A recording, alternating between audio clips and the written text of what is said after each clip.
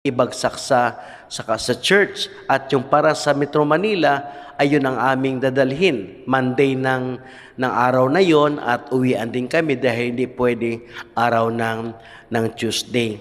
Kaya yun po ay binigay ni Pastor Nasita. Ang registration ay nagkakahalaga ng 2,000. Kasama na po dito ang DBBS materials, English and Tagalog, at may mga ibang Sunday school materials na ilaki po dito. At yun nga, ang DBBS ay kasama yung handbook ng mga kabataan sa bilang na 100 person. Ang dami. Kaya sabi ko, paano kaya yan? Kaya para hindi kami mahirapan ay dito na lang namin ibagsak ang sa Central Luzon. Para ang iba, pagkukunin nila, ay dito na lang sila pupunta, pero hindi namin ibibigay hanggat wala silang resibo na galing sa inyo o kaya yung notes na kung saan ay i-chat kami na sila ay okay na. Kaya yan po ay next week na, hindi pa. Tama, next week na pala ito. Bilis po. At yan po ay dahil meron din po tayong young people camp, kaya pagpray din po natin ito. Then salamat sa Panginoon sa Kanya pong pag-iingat, lalong-lalo na sa mga seminars na binigay kay Sister B. No? Dahil malapit na po ang pasok, ay nakaraan po nung Monday siya ay nasa lugar ng Porac, at nung Tuesday and Wednesday, kaninang umaga, ay doon po siya sa Lubao. Kaya kailangan po natin ihatid ng maaga. Kaya sabi niya kasi pag mag-commute ako, may stress ako lalo. Dahil siya po ang magtuturo, hindi po sigurado na on time makarating ang sasakyan. Dahil pagka magsakay ka ng jeep, ay may hihinto at hihinto. Sabi ko, hatid lang ako. Pero pagdating sa hapon naman, ay susunduin lang kita doon sa highway. Dahil nga minsan nung umuwi siya, ay talagang maulan. Kaya salamat sa Panginoon at tomorrow ay pahinga po niya. Ngunit bukas, sa Friday, sa Porac na naman ulit. Kaya sabi ko, napakarami mga tungkulin na binibigay po sa ating mga teachers, lalong-lalo na malapit na po ang pasukan. Kaya pinupuri ko po ang Panginoon sa opportunity na yon, maging man yung mga teachers doon na na-meet po ni Sister B, at nandun po sila sa kanilang seminar na schedule, bagamat na walang pasok, pero ang dami mga teachers ang pumunta po doon sa eskwelahan sa Santa Cruz Academy. Doon po yan sa lugar po ng Lubao. Kaya salamat sa Panginoon sa Kanya pong biyaya at maging man patnubay sa araw-araw po. At lalong na ay bukas po, magkikita-kita po yung mga parents sa Bethany dahil bago po nag-graduation, naging bahagi na po ng okasyon namin dito. Every birthday o birth month ay lahat po ng mga celebrant ay nagsasama-sama. Kaya nung itong buwan ng May, sabi niya, Pastor, birthday mo nung 11. Sabi ko, opo, pero pinag-usapan natin yung merong last birthday celebrant at yan po ay bukas. Kaya dito po namin gagawin sa baba po ng school, sa compound. At siyempre si Mang Boy kasama rin dahil celebrant din po siya. May din po ang birthday niya. Ang aming pong mga obligasyon ay magdala kami ng kung anong bagay na aming ihanda, at ang programa ay mag-aral tayo ng salita ng Panginoon. At bago kayo pumunta sa inyong mga paaralan, sa inyong po mga anak, kasi hindi na po sila dito sa Bethany, ay muli po magkakasama-sama po kami.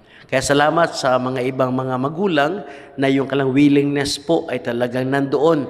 Sabi nga Pastor, kahit dito na kami sa DepEd, nag-aaral ang aming mga anak, pag may panahon, pupunta kami dyan para makinig ng salita ng Panginoon. Kaya salamat sa Diyos na mismo ang Word of God ay naitatak po sa kanilang po mga puso.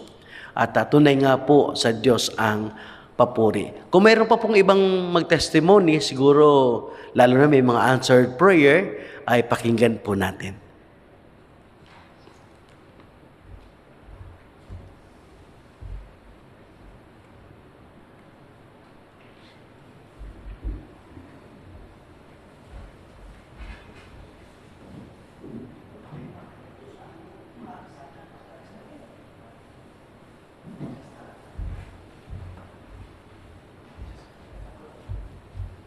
Ah, Magandang gabi po sa bawat isa sa atin, lalong-lalo na po sa ating Panginoon. Nagpapasalamat po ako sa Panginoon sa katagumpayan na ibinigay po ng Panginoon sa nung nag-take po si LJ ng NCLEX examination. So, actually po gusto ko pong ikwento sa inyo kung paano po gumawa at kumilos ang Panginoon sa buhay namin. Nung 14 po ng umaga, nagrereklamo si LJ na masakit daw yung tiyan niya, hindi siya makadumi. So sabi ko, iniisip ko, sabi ko baka ninenervyos lang. Ninenervyos siya, tapos yung parang kinakabahan siya. So yun, hindi po ako nagpakita sa kanila ng kabalisahan at saka worrying kasi baka hindi makatulong sa kanya. So yun, nung tumawag siya sa akin, ay nag-text siya po sa akin, sabi niya, "Ma, pabili mo ako ng Imodium," sabi niya. So tawag po ako sa palengke, nagpabili po ako. So, tapos sabi niya, "Ma, Advil pala," sabi niya. At saka Advil pala, sabi niya. So, hindi po kami nakabili noon. Sabi ko, "Pwede na siguro yan, nak." Sabi ko gano'n sa kanya. Nasa work po siya noon. Tapos sabi niya, "Ma," sabi niya, "diretso na lang tayo pagka labas namin sa work," sabi niya, "sunduin niyo, paatid na lang tayo kay Kuya John Ward. Dire-diretso na tayo," sabi nga. So, actually po, nag-commute po kaming 4. So, yun po, tunay nga po na ang Panginoon na hindi po kami, parang gumagawa talaga ang Diablo na yung nagwo-worry kami dahil yun nga, hindi siya, sumasakit yung siya niya. Sabi ko, araw pa mo ng pag-alis natin, sabi ko, ngayon pa sumakit yung tiyan mo, sabi ko gano'n sa kanya. So sabi ko, okay lang yan, sabi ko.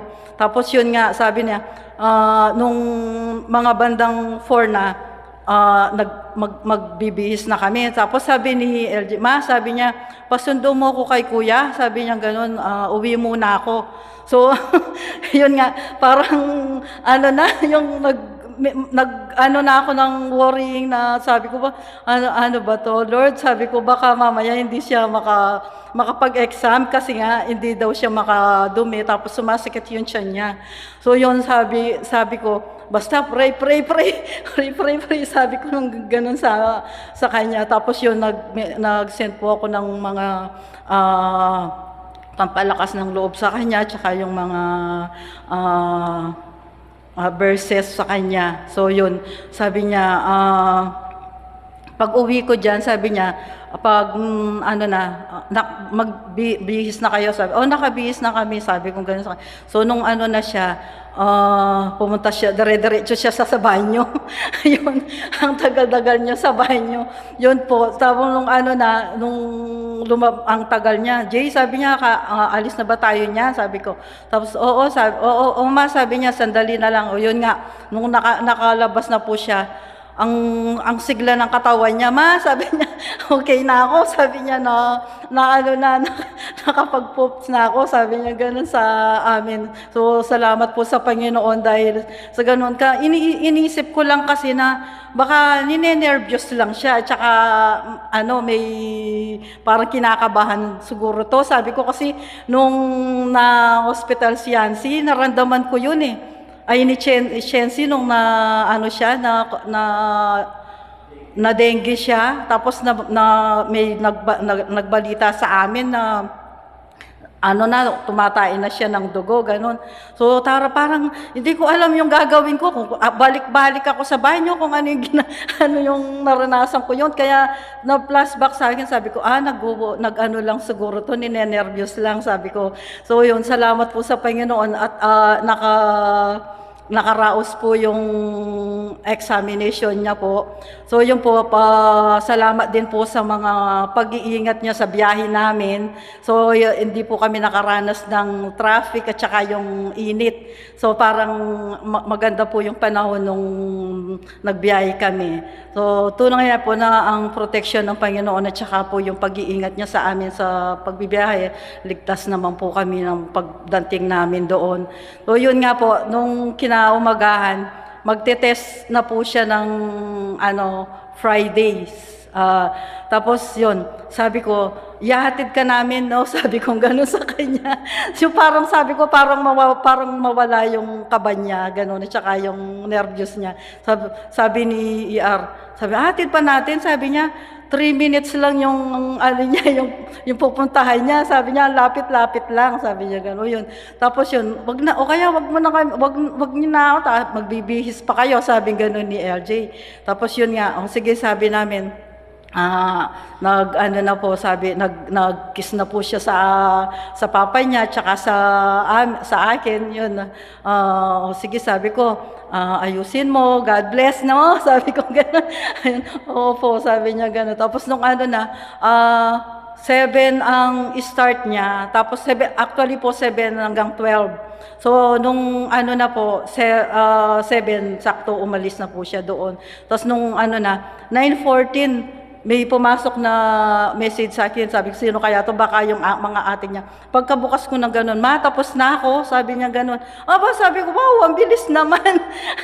Ang bilis naman, ang bilis mo naman, sabi ko ganun. Kala ko hanggang 12, sabi niya, pina-stop na po kasi ako, sabi niya, basta't nasa 85 na.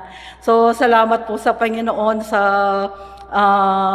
binigay na katalinuhan, karunungan kay LJ, maging yung kalusugan at kalakasan niya nung time na po yun na talagang na pagtagumpayan niya po yung ganong sitwasyon niya nung time na magte-test na siya. So, salamat po. At yun po, at hindi niya rin nakain yung merienda nung time na yun kasi maaga po siyang pina-stop kasi 9:00. So yun nga po, salamat po sa pag-iingat niya, maging sa pag-uwi namin nung time na yon na maaga po kaming nakauwi, nasa 4 PM po, smooth din po yung biyahe namin. So salamat po sa Panginoon sa lahat po ng mga kabutihan at katapatan ng Panginoon sa buhay ni LJ. So yun, sabi ko, salamat naman natapos na yung talagang tagaktak na review niya, yung puyat niya, hindi siya natutulog. Kaya salamat po sa blessing na binigay ng Panginoon. Sabi ng mga atin niya, tsaka yung mga kapatid niya, sabi niya, Jay, sabi niya, bawat isa sa kanila, kailangan ipasar mo ha, sabi gano'n. Kasi sabi niya, laki ng binayad mo dyan, sabi ko, tapos sabi ng papa niya, oo nga, sabi niya, ipasar mo yan, no, nak? Sabi niya gano'n. Oo, sabi ko, bahala si Lord, sabi ko, basta importante, yung prayer natin na lagi tayong mag-pray, itaas natin sa Kanya yung lahat ng mga kahilingan natin sa Kanya, sabi ko. So yun, salamat po, maging kila Micah din po, sa kanila pong buhay doon na bagamat meron din po na naman na-accept na na naman, pero sa biyaya at po ng Panginoon, sa katapatan niya, sa buhay po nila doon, at least nakakapagtrabaho po sila ng maayos doon. Yun nga lang po yung talagang hindi pa bumalik talaga todo yung yung normal na buhay nila doon. So salamat po sa protection at mga pagpapala na ibinigay po ng Panginoon sa buhay namin. Sa Kanya po yung papuri at pasasalamat. Salamat din po pala sa mga prayers na nakasama po namin kayo para maipasa po ni LJ yung examination niya po. Purihin po ang Panginoon.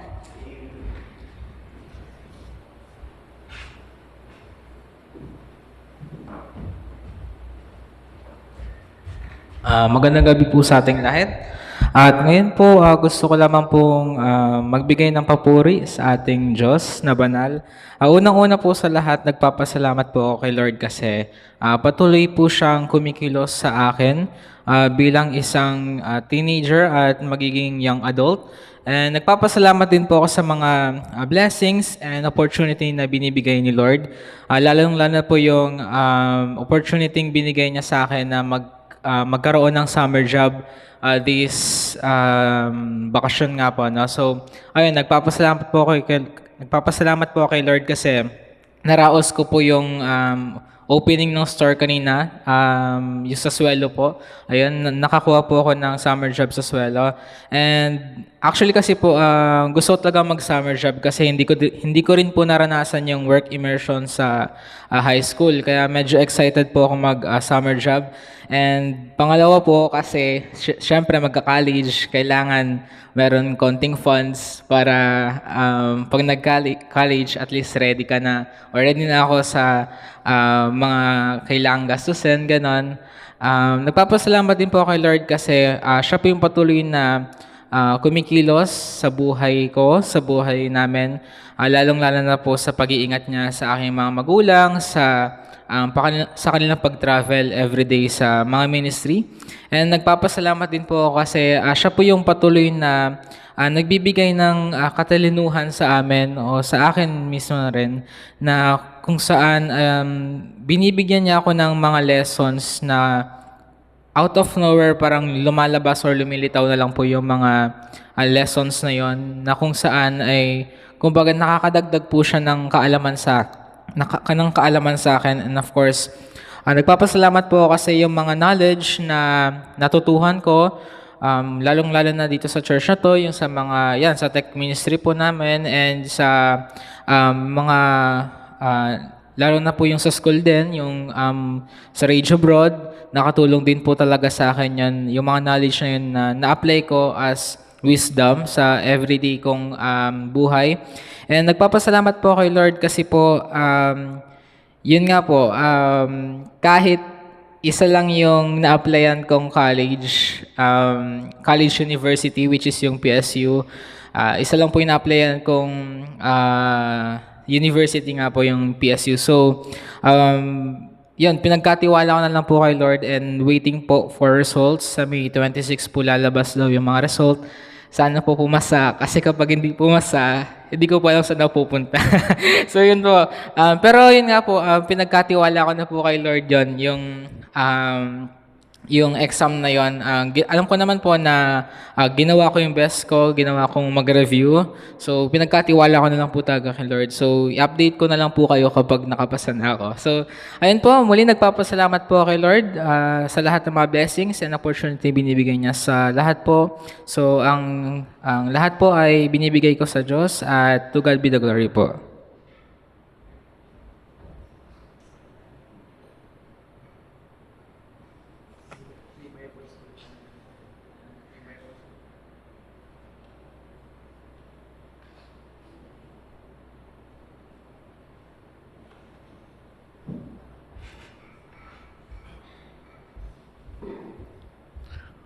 Purihin ang Panginoon sa testimony na yan. Meron po ba pahabol?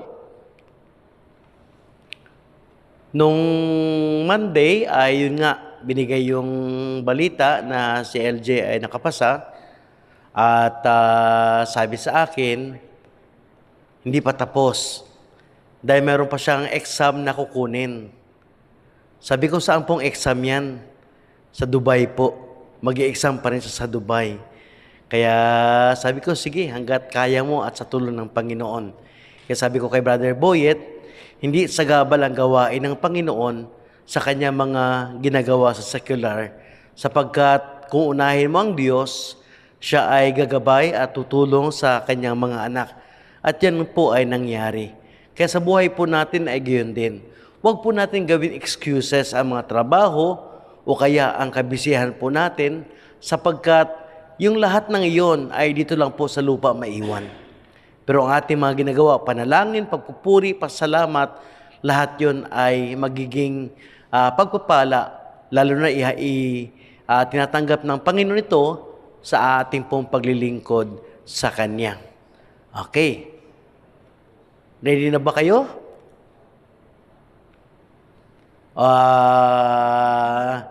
Wala pa pong rapture. What I mean ay malapit na po ang pasukan, pero ang sabi nga, ng ating pong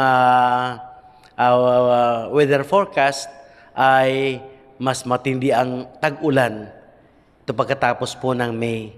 Kaya pag-pray po natin ang kalusugan ng bawat isa, maging po mga estudyante ng ibang college po natin ay nakabakasyon na po. Okay? Kaya kulang na pong hahabol sa kala pong mga testimony. Let's prepare our hearts and our minds to hear the Word of God na dadalhin po sa atin ni Pastor Jan Baluyot.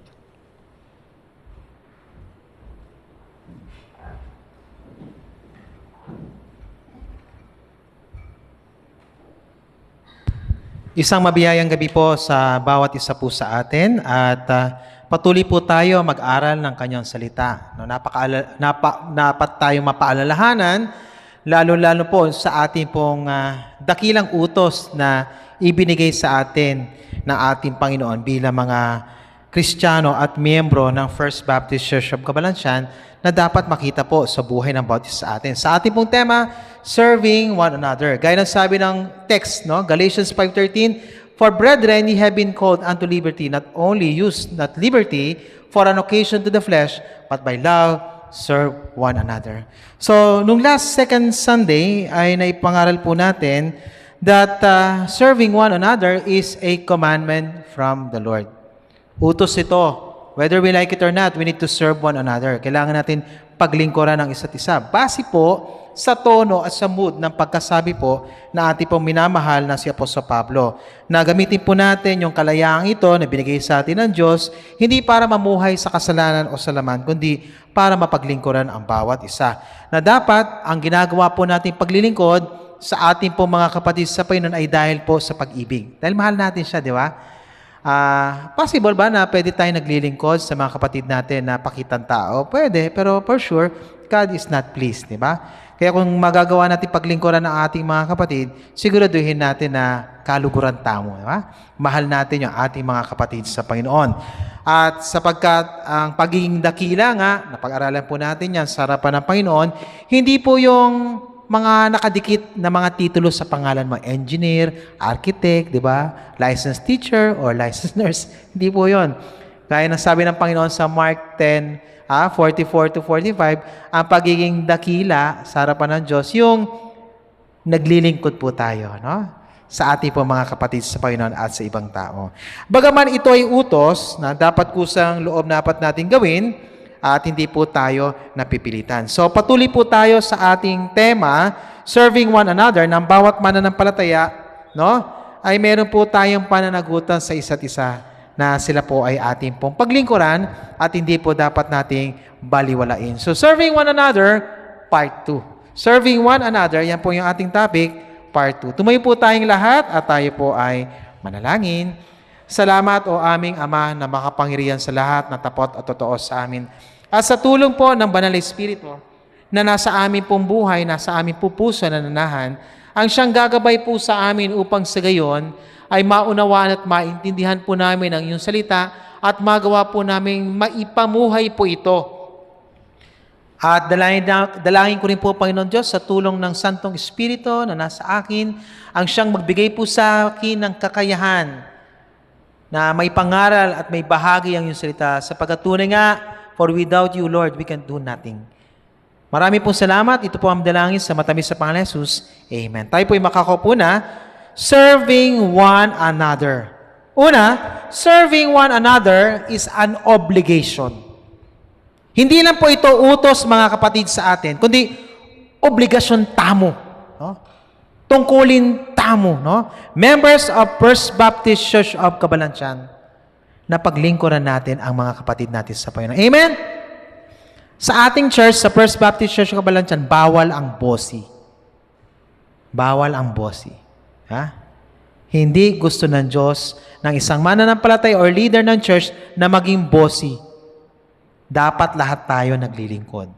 Pero syempre, sino magseset ng model ng paglilingkod? Siyempre, kami mga pastor at leaders. Kasi paano magagawa ng mga members ng church ang paglilingkod sa isa't isa kung hindi nakikita, no? Sa mga pastor at leaders. No?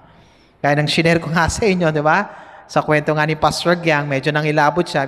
Sabi ng pastor doon sa miyembro, pastor mo, paglingkuran mo. Yung ganun ba? Parang nakakapangilabot kasi baliktad yun sa inutos ng Panginoon, di ba? Na paglingkuran natin ang isa't isa. Merong ang magandang awit, no, na akma, no, sa ating punto that serving one another is an obligation, no? Nasabi, tayong lahat ay may pananagutan sa isa't isa. Tayong lahat ay tinipon ng Diyos na kapiling niya. So, familiar po yung awit na yon, no? Yan po inaawit po sa Roman Catholic Church. Maganda po yung awit. Maganda po yung mensahe ng awit, di ba? At yung awit po na yun, talagang akma po sa atin yun kasi tayo po nga tunay na anak ng Diyos sa pamagitan ng pagsisisi at pananampalatay kay Kristo. At sabi nga doon sa awit, meron tayong pananagutan sa isa-isa. Hindi pwedeng bahala si kapatid, bahala ako. Hindi pwedeng ganon. Hindi pwedeng ganon. At yung tamang pananagutan sa isa't isa. Di ba? Kaya nga hango po yung awit po na yan sa Romans chapter 4, chapter 14. Verse 7 to 8. Nakalimutan ko lalagay yung chapter. Walang sinaman sa atin ang nabubuhay o namamatay para sa sarili lamang. Bakit ba tayo nagtatrabaho? Bakit ba tayo nagninegosyo, di ba? Para lang ba ma-enjoy natin yung sweldo, sahod natin? Hindi. Para yung kinita natin, sahod natin, at kinita ng negosyo natin, para magpantusto sa pamilya tamo, di ba? Sa kamag-anak natin, makatulong at makasuporta rin sa gawain ng Diyos. Di ba? Kung tayo'y nabubuhay, para sa Panginoon tayo nabubuhay. At kung tayo mamamatay, para sa Panginoon tayo namamatay. Kaya nga, mabuhay o sa mamatay, tayo'y sa Panginoon. Sapagkat si Kristo ay namatay at muling nabuhay upang maging Panginoon ng mga patay at ng mga buhay. So, ano ibig sabihin? Kung si Kristo nga di ba? Nabuhay dito sa mundo, na meron siyang pananagutan sa mga tao, ano yon? Ang kanyang ialay, ang kanyang buhay, para sa kaligtasan ng mga tao. So, ganun din po tayo, mga minamahal kong kapatid sa Panginoon. Amen? Amen po ba? Serving one another is an obligation. Tungkulin po natin. Di ba? Hindi pwedeng bahala ko sa sarili ko. The verse is just telling us na ang buhay natin ng mga Kristiyano ay buhay ng mga pananagutan sa Diyos at sa ating kapwa, lalo na ang mga kapatid sa Panginoon. Hindi mo pwedeng pabayaan si kapatid. Hindi mo pwedeng sabihin, bahala siya sa buhay niya. Hindi pwede yun. Sa madaling salita, may pakitayo sa kanila. Amen? Nakikita mo na si kapatid nahirapan. Nanong gawan mo? Pabayaan mo? Ay! Ano sabi ng Bible? Serving one another. Sumaupta mo. Di ba? Sumaupta mo. Gawa tamong paralan. Para ang kapatid natin ay matulungan natin at ma-alleviate man lamang yung kahirapan, yung bigat na pasanin na kanyang dinarana sa buhay. Di ba? Kasi kung isipin natin, bakit ba tayo nilagay ng Diyos sa trabaho natin ngayon? Na magandang sweldo, magandang posisyon, bakit ba tayo nilagay ng Diyos sa negosyo natin meron ngayon? Na gano'n na lang ba yung dahilan? Na para sarilihin natin? No! Para magamit tayo ng Diyos para mapaglingkuran ang iba. Amen? Kasi kung yung ang isip natin is para yung ating kita, yung ating para enjoy natin yung blessing na pa sa sarili natin, tayong taong napaka-makasarili. Kasi hindi po yun alinsunod sa tinuturo ng Panginoon. Atin tamong pananagutan sa isa't isa, lalo-lalo sa mga kapatid natin sa Panginoon, na sila ay mapaglingkuran natin. No? Kaya hindi po pwede na nakaupo lang tayo, dapat meron tayong ginagawang pagsaserbisyo sa mga kapatid natin sa Panginoon. Kasi bahagi yan ng ating tema at pinag-aralan, that's serving one another. And Jesus Christ set an example for us that we must also follow. All His life, He served people. He never expect any return. Hindi man siya umaasa na, di ba? Balikan siya ng mga tao at tanawing utang na naman. Ang masakit pa nga ang ginawa kay Kristo, di ba? Matapos sa pagaling ng mga tao, matapos sa pakainin ng mga tao, they are the one who said, crucify Him, crucify Him. Di ba? Masakit yun, di ba? Pero hindi. Naglingkod siya. So, ganoon din, napakalaga din po natin sa buhay nun, di ba? We will just serve people. We will not expect any return na paglingkuran din tayo nila. Basta ang kailangan, gagawin natin kasi utos ng Panginoon. At pangalawa, syempre, obligasyon natin yan bilang members ng First Baptist Church of Cabalanzan. Yan po yung diwa na tinatawag natin na kapatiran. Ang nakakalungkot isipin po, kung sino pa po yung baluktot yung doktrina at aral, diyan po sila magaling sa bagay na yan. Kaya hindi katakataka na dumadami ang miyembro nila dahil sa quote-and-quote, yung kapatiran na ina-apply nila sa turo ng salita ng Diyos na dapat nating ginagawa. Nakita mo na ang kapatid, helpless siya, may sakit siya, titingnan mo na lang ba? Pag-pray mo na lang. Tama naman yung pag-pray mo. Pero anong gagawin mo? Next, matapos pag-pray, anong gagawin mo? Dali mo sa ospital. Wala po tayo sa panahon ng first century Christian, mga panahon ng mga apostol. They do signs and miracles and wonders. Pagkatapos mo pag-pray, dali mo sa ospital. Hindi pwede nakatanga ka lang, nakatunga ka na, wala kang gagawin. Hindi pwede yun. Dalhin mo siya, tulungan mo. Ang dami naman ngayon mga libreng ospital, yung Bulaon. Libre, basta lapit ka lang sa social welfare. Libre ka laboratorio, libre ka x-ray, lahat. Ngayon, dito sa maganda, mabisita rin. Meron pa provincial hospital sa Clark. Diba? Pinakita na pa yung napakagad ng ospital. So, makakatulong po yan para ma-decongest dito yung JBL kasi sobrang dami ng pasyente. Diba? Pero syempre, pagka-emergency, wag mo lang dadalhin doon kahit maganda yun. Kasi along the way, mamamatay yung pasyente. Yung mga tipong sakit nandyan, nagsusuka, yung pwede pa dun. Diba? Pero yung mga nanganganib yung buhay, hindi mo pwedeng dalhin doon, malayo, sa pinakamalapit na ospital. Diba? Kaya nga, ganyan po yung ginawa. No? To God be the glory for the pastoral care ministry for many years.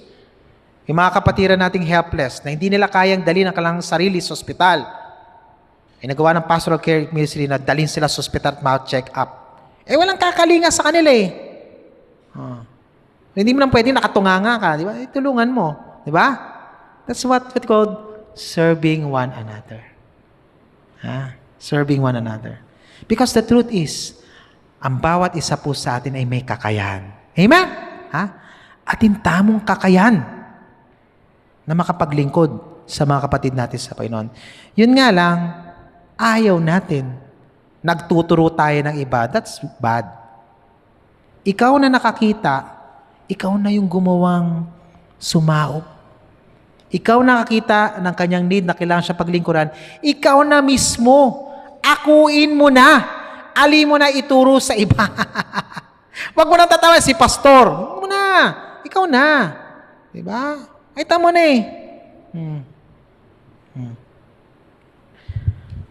Serving one another is not only a commandment but also an obligation. Especially when you become a part of First Baptist Church of Cabalanzan.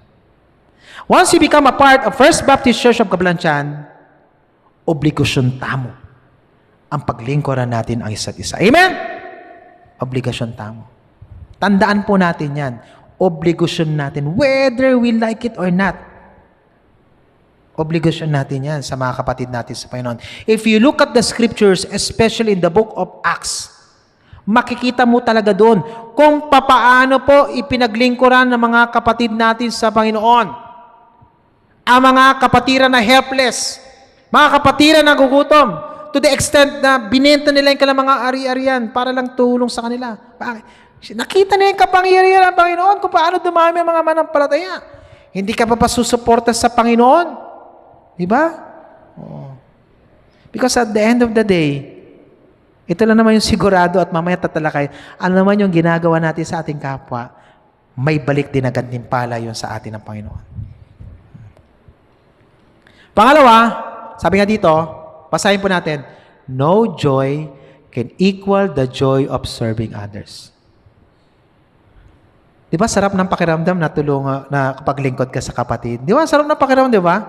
Gumaling siya. Munti ka na siyang mamatay pero dinala mo sa ospital.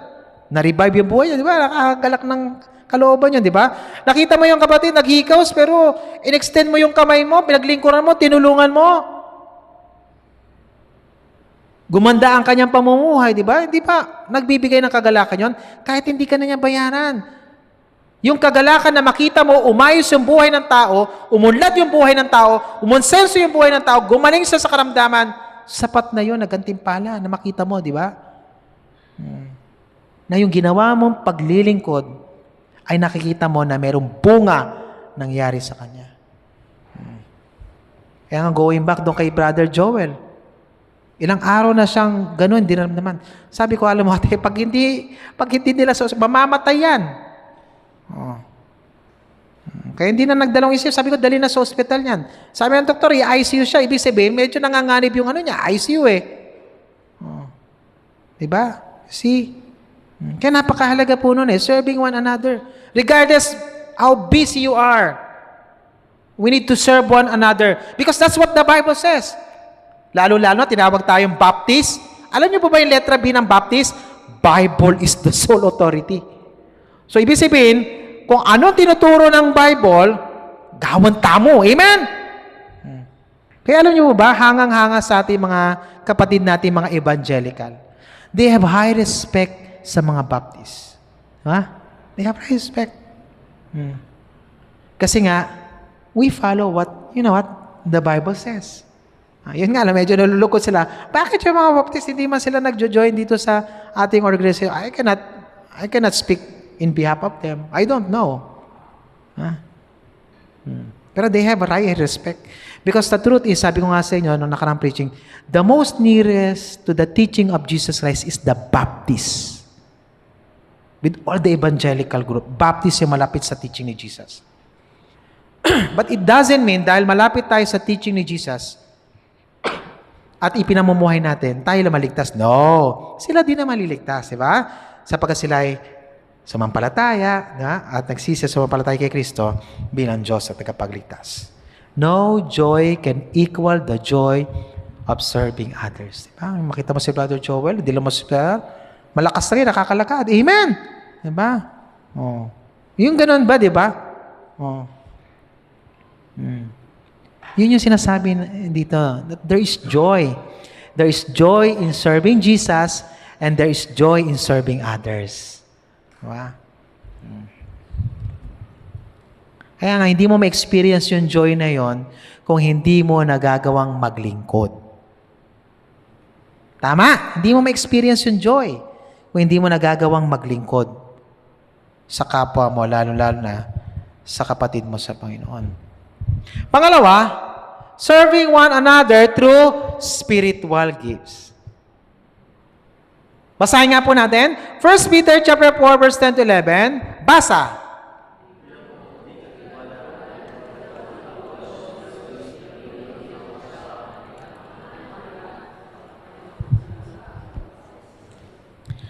Verse 11,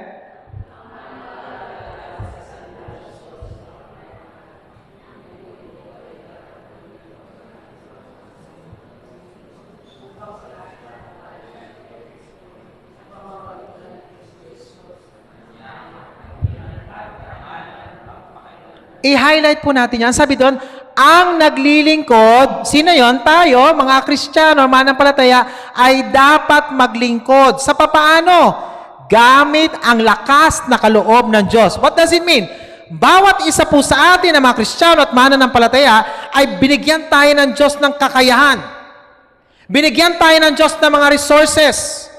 Binigyan tayo ng Diyos ng lakas ng loob para magawa natin paglingkuran ang ating kapwa, lalo-lalo na mga kapatid sa Panginoon. Ang problema, hindi natin ginagamit. Sinasarili natin. Hindi pwede yon. Labag yon sa sinasabi ng salita ng Diyos. Binigyan ka ng Diyos ng lakas. Binigyan ka ng Diyos ng kakayahan. Binigyan ka ng Diyos ng resources. Ano sabi ng Diyos? Saan mo gagamitin? Para maglingkod sa iba. So pag hindi po ba natin nagagawa yun, nagkakasala tayo sa Diyos? Yes. Bakit? Utos yun eh. Nakuha niyo po? Para ano? Para doon sa mga taong pinaglingkuran natin, sila ay magpupuri at wawalhatiin ng Diyos. Di ba minsan narinig natin yan? Puri ng Diyos, napakabuti mo kapatid. Tinulungan mo kami. Yun pala yung end goal nun.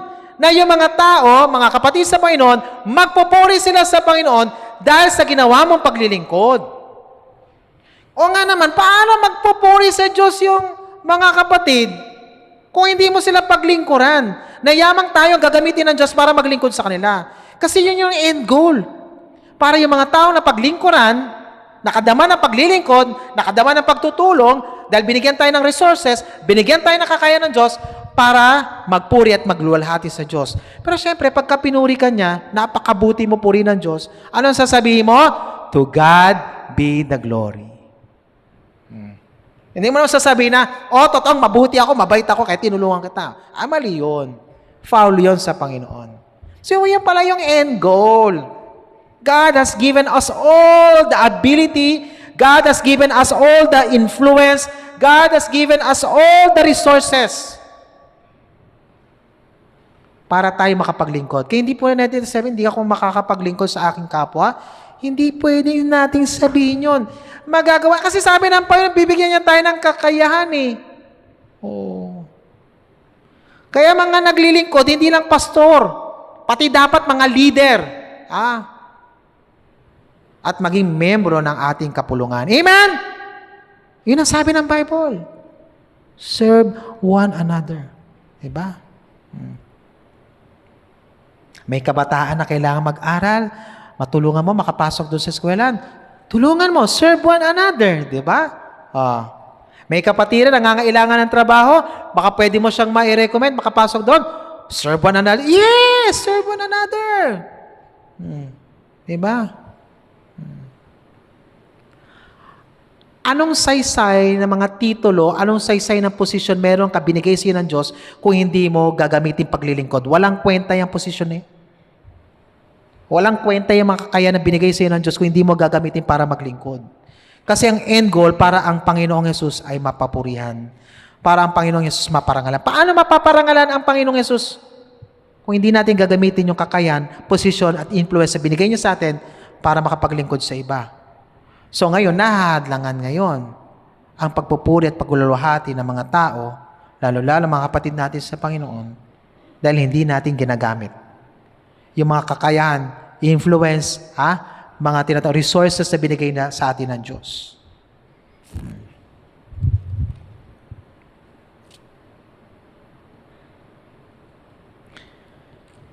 Tandaan natin, anumang paglilingkod na ginagawa natin sa ating kapwa ay para na rin natin ginagawa. Kanino? Sa Panginoong Yesus.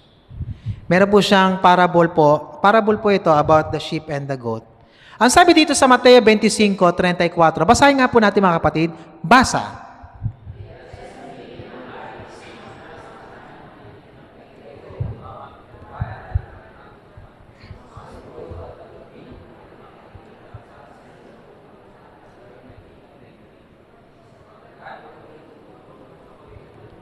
Ako'y nauhaw at ako'y inyong pinainom. Ako'y isang dayuhan at iyong pinatuloy. Ako'y hubad at ako'y inyong dinapnan.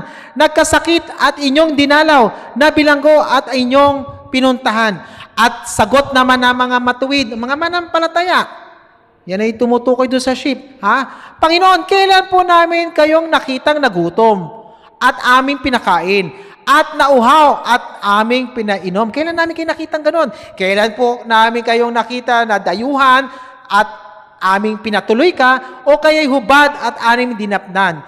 In verse 39, at kailan po namin kayo nakitang nagkasakit o naibilanggo at kayo'y aming dinalaw? Sinabi ng hari, which is ang Panginoon yan, tandaan nyo, nang gawin ninyo ito sa pinakahamak sa mga kapatid kong ito, sa akin ninyo ito ginagawa. So kung ano mang ginagawa natin paglilingkod sa ating mga kapatid sa Panginoon, sa ating iglesia, yun ay ginagawa natin kay Jesus. Si Jesus pala yung ating pinaglilingkuran. So ibig sabihin, pag hindi natin pinaglilingkuran ang mga kapatid natin sa Panginoon, hindi natin pinaglilingkuran si Lord. Yun ang pakahulugan ng talatang yun. Because Jesus Christ came in Mark 10:45, not to be served, but to give His life, para sa kaligtasan ng iilan na sasampalataya sa Kanya. We are serving Jesus Christ when we serve our brethren. So yun yung gustong i-point out ng talata po yun. Pangatlo, ito yung maganda. Serving one another will be rewarded. Pag tayo naglilingkod sa isa't isa, gagantimpalaan tayo ng Panginoon. Ano pong sabi dito sa aklat ng Efeso 6:7? Maglingkod kayo ng masaya ang kalooban. Kasi pag tayo tumutulong, pag tayo naglilingkod sa mga, dapat hindi tayo nakabusabos yung mukha. Na parang unggoy, no? Dapat masaya tamo. Amen? Masaya tayo dapat. Bawal ang nakasimangot, di ba? Nakalagay doon sa mga tindahan, no? Makikita mo yun doon sa hardware, magbibili ka. Pag nakasimangot ka, unggoy. Sabi dito, na parang Panginoon kayo naglilingkod at hindi sa tao. Sapagkat alam ninyong gagantimpalaan ng Panginoon ang bawat mabubuting gawa ni naman, maging siya man ay alipin o malaya. Anong sinasabi ng talatang ito? Pag tayo naglilingkod sa ating kapwa, lalo-lalo sa mga kapatid natin sa Panginoon, kahit hindi man nila tayo gantihan sa ginawa nating paglilingkod, automatic na yan. Hindi na kailangan i-memorize yan. Si Lord, gagantimpalaan niya tayo. Amen? Totoo yun. Diba? Huwag na tayo, minsan, pagka maglingkod tayo, huwag na tayo expect na paglilingkuran tayo. Tutulungan tayo. Kasi may mga pamamaraan ng Panginoon para tayo gantimpala. So, kung balikan naman tayo, di ba? At tinulungan din tayo, bonus na lang yun. Pero because the end of the day, God will reward His children who serve others. Mismo ang Diyos, makatwiran siyang gantimpalaan ang kanyang mga anak na gagawang maglingkod sa iba. Hindi lang dito sa mundong ibabaw, maging higit pa sa langit. Diba? May mas higit na dakilang reward. Kaya doon sa langit, maraming reward. Ang alam lang kasi natin bakit yung mga crown, crown of rejoicing, crown of glory, incorruptible crown, di ba? At kung ano pa. Doon sa langit, marami pang mga reward doon. Isa lang yon sa mga yon. Kaya nga, when we serve others, it brings heavenly treasure, kasi may reward tayo sa Panginoon, spiritual joy, nagkakaroon ng kagalakan yung ating spirito, and God's ultimate approval. So, approve tayo sa Panginoon. Ang sabi sa Colossians chapter 3, verse 23, anuman ang iyong ginagawa, gawin nyo ng buong puso nang parang sa Panginoon kayo naglilingkod at hindi sa mga tao. So, ibig sabihin, i-picture natin yung mga kapatid. Palaging picture niya, hindi siya. Picture niya si Jesus Christ na pinaglilingkuran mo. Sapagkat si Kristo ang Panginoong pinaglilingkuran nyo at alalahanin nyo pagkakaloban kayo ng Panginoon ng gantimpala na inilaan niya para sa iyo. Totoo yun. Ang Diyos aliyang maglaram. Totoo yun. Gagawin niya yun. Di ba? Ako rin, based on my mga experience na rin, di ba?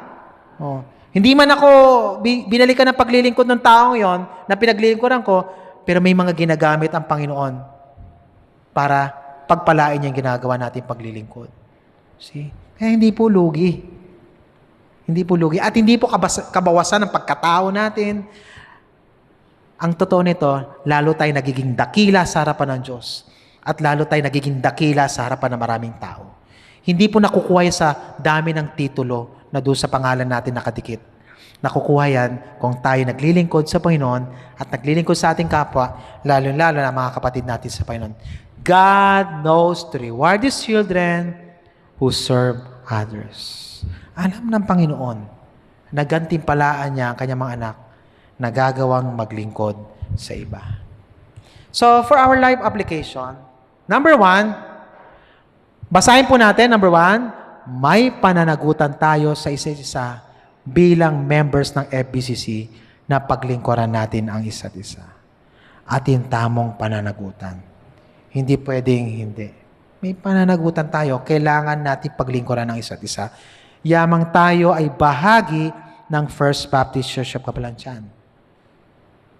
Sa outside naman, sa mga unsaved, ano yung number 1 pananagutan natin? Maibahagi natin ang mabuting balita ng pagliligtas si Kristo. Yung pagtulong natin, kung ano man yon, secondary na yon. Ang pinakahalaga na pananagutan natin sa kanila ay maibahagi natin si Kristo. Pangalawa, huwag magdalawang isip o mag-atubili o mag-alilangan, paglingkuran ang mga kapatid sa Panginoon, bibigyan tayo ng Diyos ng lakas at kakayahan para magawa natin ito. Hindi man tayo pababayaan ng Diyos eh. God will give us all the resources. God will give us all the ability and strength to serve our brethren. At pangatlo, gagantimpalaan niya ang kanyang mga anak na nagagawang maglingkod sa kanyang kapwa, lalo-lalo na ang mga kapatid sa Panginoon. So, serving one another, hindi po ito kalugihan. Kundi it brings joy, blessing, and it brings approval coming from the Lord.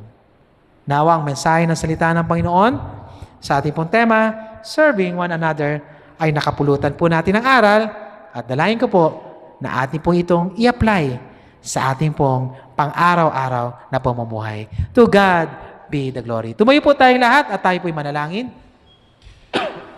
Dakila naming Ama na sa langit, marami pong salamat sa inyong salita na amin pong napag-aralan at natutunan. Obligasyon po ng bawat isa po sa amin na paglingkuran po namin ang aming pong mga kapatid sa Panginoon.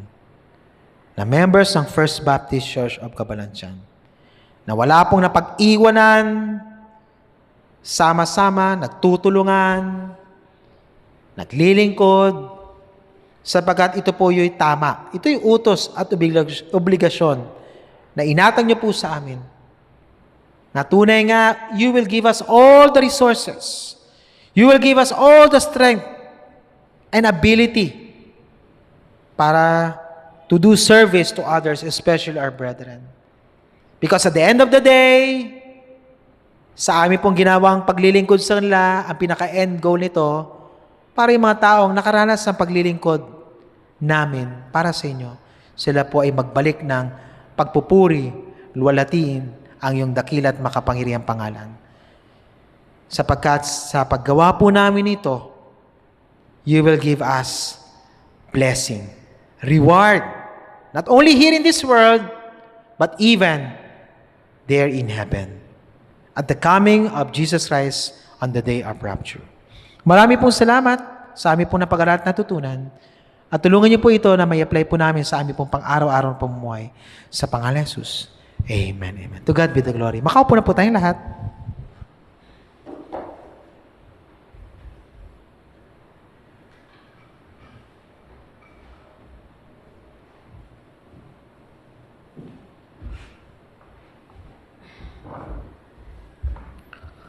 Purihin po ang Panginoon sa mensahe. Gaya rin po sa aklat ng Matthew chapter 5, verse 16, sabi rito, "Let your light so shine before men, that they may see your good works and glorify your Father which is in heaven."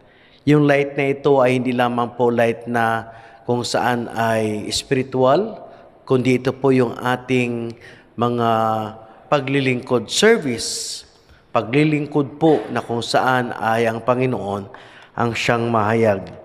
That they may see your good works. Yung ating pong pakipagkapwa, ang sabi ng Bible, this man may glorify our Father. Kaya nga salamat sa Panginoon sa kanyang ibinibigay na tungkulin natin po. Di lang po na tayo ay sa simbahan, kundi ang paglilingkod po ay gawin po natin sa loob at magiman sa labas. Ang ating pong household of faith at magiman po yung ating kapwa na mismo ang Panginoon magbibigay. Minsan nagugulat lang tayo na minsan nagkakaroon tayo ng damdamin. Bakit ko na ito nagagawa? Hindi man natin hindi man natin kailangan pilitin ating sarili, kusa po ito lumilitaw sa tulong at biyaya ng Panginoon. Kaya purihin ng Diyos. Ngayong gabi po ay darako tayo sa ating mga prayer items. Patuloy po natin ipanalangin po, nakapasa na po si LJ. Salamat po sa Panginoon. Yung kanya pong preparasyon na mayroon pa po siyang exam na kakaharapin ay sa Dubai. Ayan po, mas mahirap-hirap po yun. Pero yun po yung ang kanyang plano. Tanong ko si Brother Boy at Brad, gano'n pa katagal si LJ makasama niyo po rito? Sabi niya, Pastor, 1 year na lang. Kasi plano niya na rin mag-work sa ibang bansa. Adi maiwan na lang dyan si Choco. Ayun, yung alaga nila niya na lang maiwan sa bahay. Pag-pray po natin na po, yung magiman po ang kalusugan ni LJ. And also, we pray healing for Sister Helen Abobo and on her breast. Salamat sa Panginoon, every Sunday, nandyan po siya. Nakakasama po natin, pag-pray po natin yung kanyang health. And also, sa ating pong kapatid, po. Nanganak na. Ayan po. Si Rochelle, saan sa nanganak?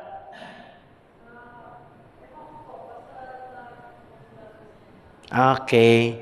Ayan po. Lalaki, babae? Nagkalala. Tama. Kasi ang dalawa, babae eh.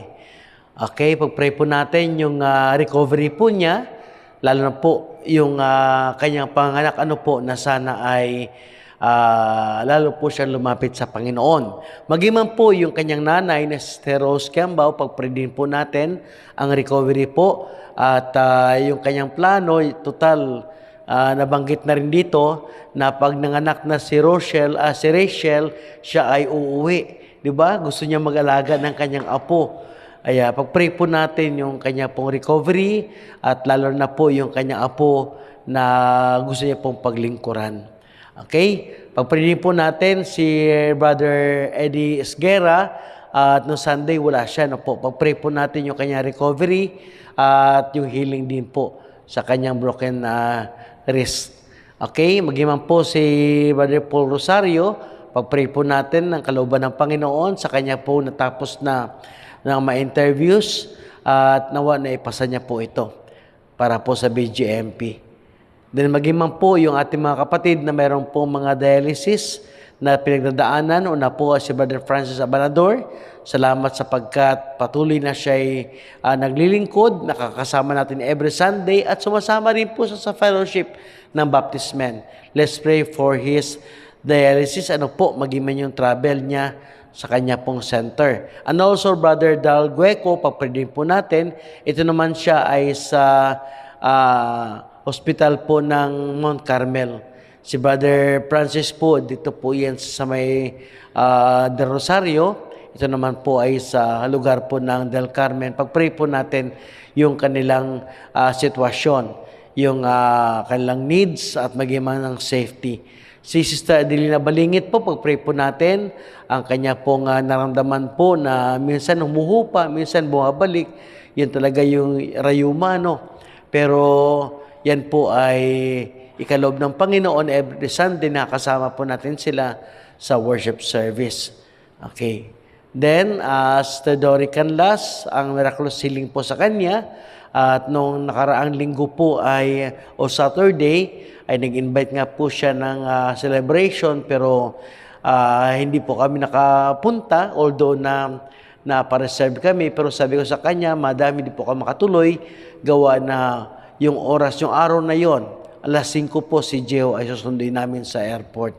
Kaya nakaraos na rin po, patuloy po nating pag-pray yung kanya pong healing sa kanyang cancer.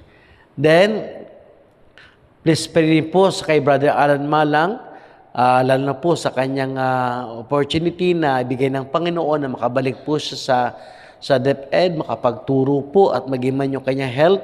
Pag-pray din po natin sapagkat hindi po biro na sasulong po siya o haharapin po niya ang napakabigat na trabaho ng ating pong edukasyon. Pag-pray po natin yung kanyang kapatid doon po sa lugar na sa mga bansa yun.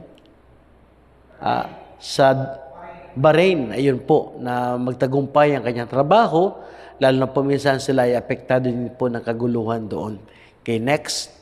Pag-pray po natin, maging man po early ang kanyang pong health at lalo na po yung kanyang medicine na minsan po ay totoo. Marami na binabanggit ang doktor pero iba-iba. Ayan, kaya ang sa atin ay pag-pray po natin ang kanyang kalusugan, ang kanyang CKD. Ayan po, no, naman normalize at ang kanyang mga blood test sa mga sunod na buwan ay maging maayos po. Nothing is impossible with God. Okay, pag-pray po natin mga kapatid po natin sa kalapong kabuhayan, sa mga businesses na ito, pag-pray po natin, ano po, lalo na ang, sabi nga, ay pagiging successful sa mga trabaho po na mayroon sila at maging man ang protection sa araw-araw. Lalong-lalo na sa kalapong lugar na kinalalagyan na maging ilaw at asin sa kalapong workplace. Pag-pray po natin ang safety po nila, lalo na sa darating po ng mga buwan ay binanggit po na maulan tayo, no po, at yung ating lugar ay marami na tayong nabalitaan na bumabaha. Minsan nagulat din ako, binubungkal yung ating mga kanal, pero pag umulan, baha pa rin. No po? Kaya ingat-ingat lang po tayo. Okay? Mga hanap buhay po, pag-pray po natin yung ating government po, andyan po no, yung knowledge and wisdom sa ating pong presidente, hanggang po sa ating barangay, ang stability po ng ekonomiya, bagamat na minsan pa iba-iba.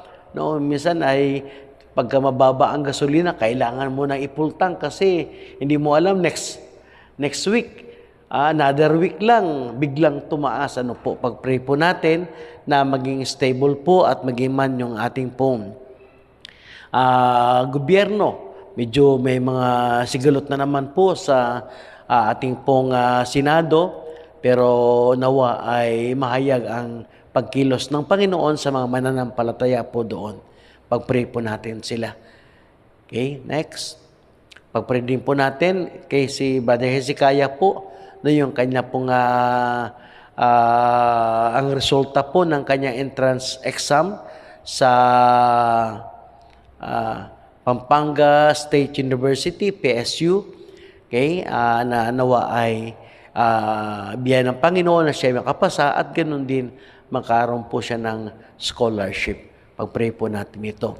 At maging man po yung ating Cate's Prayer Meeting sa May 22 na po ito sa Friday, alas 6 ng hapon po ito sa tahanan po ni Brother Angel and Sister Au Makaspak. No po. At kung sa ilan na hindi pa po nakakaalam, sa likod lamang po ng simbahan o sa gilid po no, sa simbahan ng Katoliko. Okay? Pag-pray po natin yan. At maging man po yung camp ng mga youth, ito ay sa May 26 to 28. Pag-pray po natin ang preparasyon ni Pastor Jeho. Maging man po yung ating mga kabataan sa kanila pong daan sa camp na ito. Ito po ay napakahalaga. Ano? Security and significance sa youth level po. Pag-pray din po natin, maging man yung ating staff sa kitchen dahil nga sila ay magstay po dito yung mga kabataan. Then pag-pray niyo rin po yung ating pong distribution.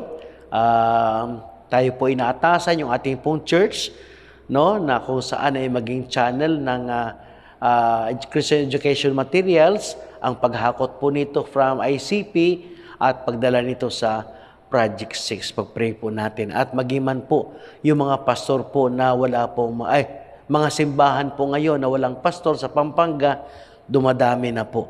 Kaya pag-pray po natin na sila ay masuplayan ng mga manggagawa. Kaya yung kasama po natin sa Grace Point, under po kay Pastor Nathan Kayanan, ay nag-text na rin po sa akin kasi siya po ay naka-indefinite leave. Pero ang binigay na schedule sa akin ay sa second Sunday ng July. Matagal pa naman po, pero lahat ng mga kasama sa Baptismal Fellowship ay may mga schedule na. Kaya hindi man tayo makahindi dahil sa nakapakarami mga pastor nakasulat doon, ako na lang ang hindi pa nakapag-confirm. Kaya sabi ko, Pastor, thank you, tamang-tama sa Tuesday ay bakante naman tayo. Pag-pray po natin, wala rin pong pastor sa simbahan ng BTBC. Pag-pray din po natin yung kanilang pong needs, lalo na po ang mga manggagawa. at mga kapulungan na may mga pangangailangan. Okay? At siyempre, pag-pray po natin yung ating pong Sunday service sa Sunday po, pag-pray po natin, magiman mga kapatiran, makasama po natin sa pagsamba. At maghanap po tayo ng mga partners po natin para ma-share po natin, magiman yung ating mga prayer items.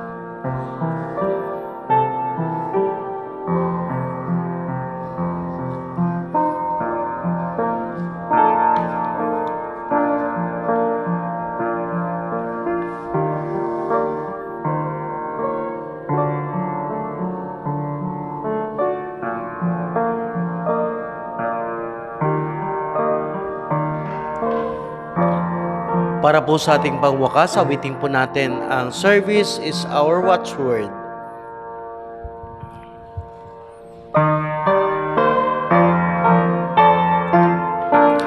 Ready now, sing. Service is our watchword, service for our King. Service fruitful, service daily ours to bring. Service for the needy, service for the lost. Self upon the altar, counting not the cost. Service in the homeland, where sounds the call. Sacrificial service, reaching unto all. Pure, exalted, loyal and upright, living, loving channels bearing forth the rise. Service o'er the ocean, serving not for gain, meeting every duty, be it toil or pain. Service that is Christly, giving up to God. Every selfish motive, treading where Christ trod. Amen. Tumayo po tayong lahat. Tayo po ay manalangin.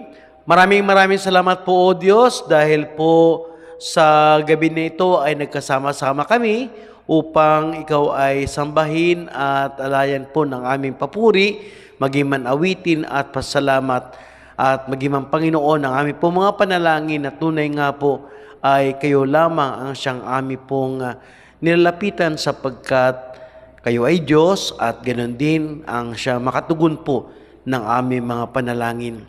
Salamat sa mga answered prayers sa buhay po ni LJ, maging man Panginoon sa kay Sister Rochelle sa kanya pong panganganak, at maging man Panginoon sa iba pong mga kapatiran na patuloy niyo pong ginagabayan.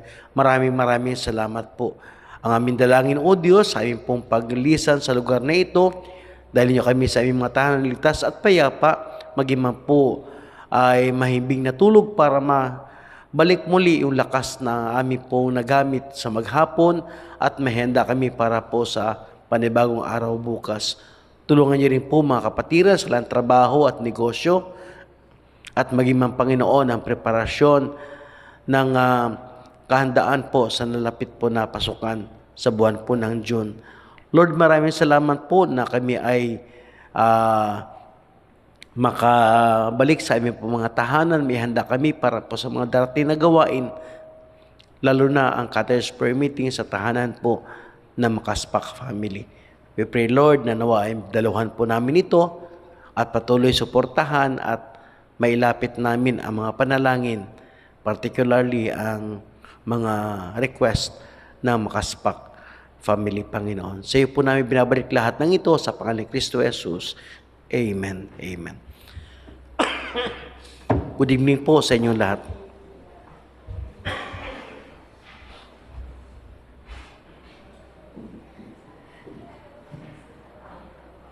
Sweet